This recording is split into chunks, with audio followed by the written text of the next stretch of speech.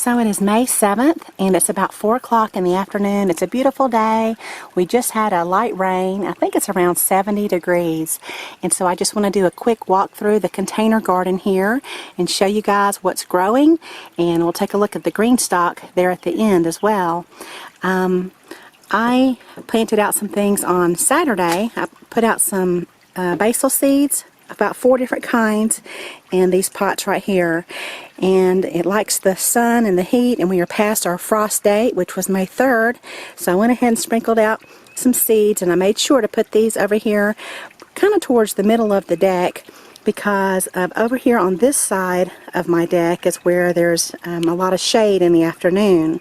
So my cooler season herbs like this area, but I want to make sure to get these seeds up and germinated, so I made sure to put them in the sun.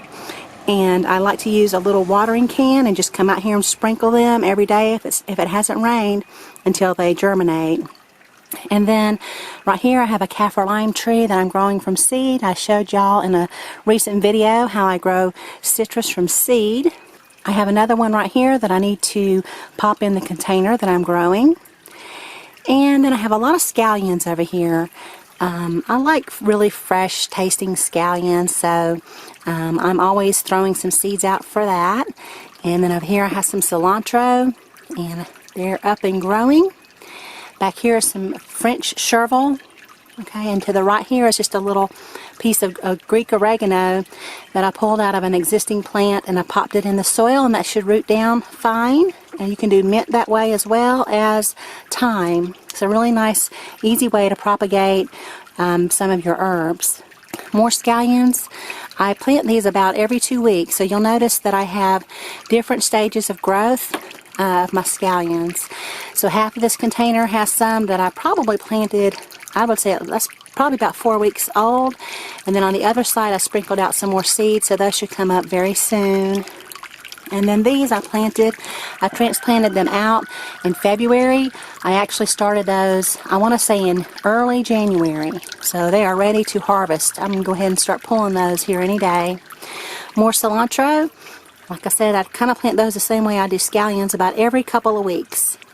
So back over here on this side, I did plant some basil indoors over the winter, and I planted purple ruffles, which is a beautiful little basil, and then I planted red reuben. And you can see that the red reuben is fading on me, and I hate it when that happens. I don't know why the red reuben always fades, the color does, but the purple ruffles always seem to hold their color, and it's a really beautiful basil.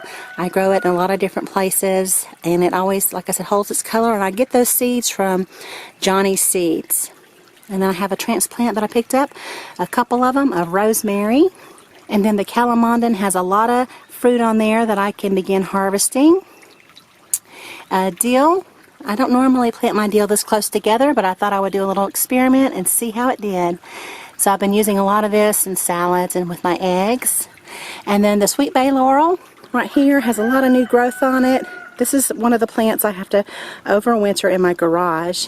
So I decided to go ahead and bring it up along with the calamondin, just to kind of fill in the container garden a little bit and give it a little more interest. And right here is the Greek oregano. And so you can grow Greek oregano the way I just showed you, from a little sprig or from dividing a plant, or you can also just sprinkle out some seeds when the temperatures are cool, and they should come right up for you. Same thing with thyme. I'm growing French thyme. You don't have to start these indoors, just sprinkle you some seeds out in various locations, and you should have a lot of luck growing thyme. And in my zone, that comes back for me every year, thyme and oregano, so I don't have to replant these, but I wanted to show you guys that you can do that, okay? And then, of course, chives. I have several containers here of chives. This was one I started last year. I broke it apart from a plant that I picked up at the nursery. I think I broke it into 4 different plants, and so this was one of them.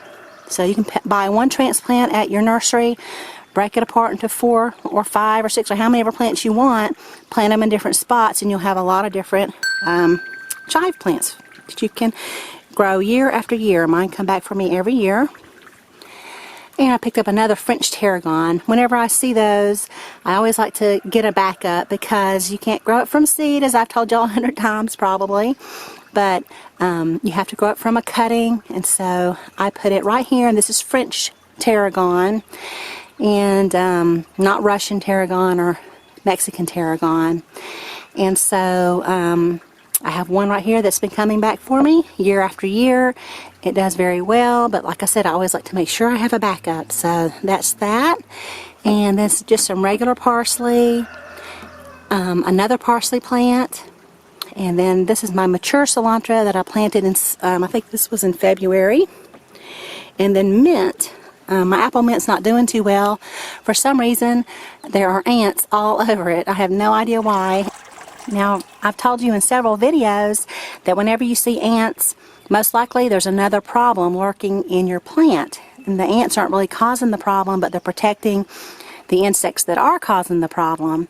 So I don't know what's going on here. I just noticed this today, but when I water it, let's see if it happens again. Ants just will come out everywhere. Of course, they probably won't now. Oh, there goes one scurrying around. Let's see if any other ones do as well. Earlier today I watered this, and I think probably about 20 ants just started storming out of nowhere from this mint plant. They did not like the water. There they go. Anyway, they must have found a home down in here. They're all in here. So I'll take a closer look at that later. As a matter of fact, I want to just move this mint plant out of my container garden because it's root bound and it's not going to do very well. So I'll probably move that out. And then nasturtiums, one of my favorite little flowers to grow. And so I've got a couple growing here. And then of course here's the GreenStalk. It's just filling in beautifully. Just wonderful. And so just some of the things I'm growing are down here at the bottom. It's just some cut and come again lettuce, along with more nasturtiums there in the center. A lot of spinach, always my favorite thing to grow. And then some fennel right here. You can see it's coming up. And then fennel, you know, it's kind of a picky little plant. I get the best production out of fennel when I grow it from seed. So just direct sowing it into the soil works best for me. And so now let me just turn this around and show you what's growing over here. More spinach, and then some more cilantro. Of course, spinach. I have a beautiful little parsley plant there. Another sweet pea currant tomato. Little tiny tomatoes. And a nasturtium. Arugula, I've been cutting on it. It needs to come out. It's starting to bolt on me and go to seed. I've planted more nasturtiums from seed, and then I have, like I said, there's the parsley plant. It's doing really well. I have some shiso, perilla, that's germinated. That requires light to germinate. And so there is the little GreenStalk. 30 pockets of plants. If you want more information on that, I'll leave a link below the video. And I am now an affiliate for the GreenStalk program. So if you order through my link, I'd appreciate it if you're interested in any of the systems they have. Mine's the 5 tier, and of course they have the 4 and the 3 tier if you don't want something that's so big. And you just water it from the top, and it trickles down through a very slow irrigation system. It's a patented design, and it will water all of the tiers for you, and then it will come out the bottom so that water won't just sit in your system. So there you go. I hope you all are out there having fun digging in your dirt, and I sure have been enjoying it. I'll tell you an easy thing to make this time of year is just get you some spinach and wilt it in a little saute pan, you know, and maybe just a little bit of water. Get you a good handful of it, and then some buttered toast. Put your spinach on top, then put you a couple of fried eggs that are runny, have a real runny yolk, and then put you some chives and chive blossoms on top of that with some salt and pepper. It's a really nice little lunch. So I've been enjoying making that. So there you go. If you have any questions about anything that I've shown you, please let me know down below the video, and I'll be glad to help you. Thanks so much for watching. Y'all have a beautiful day. Bye-bye.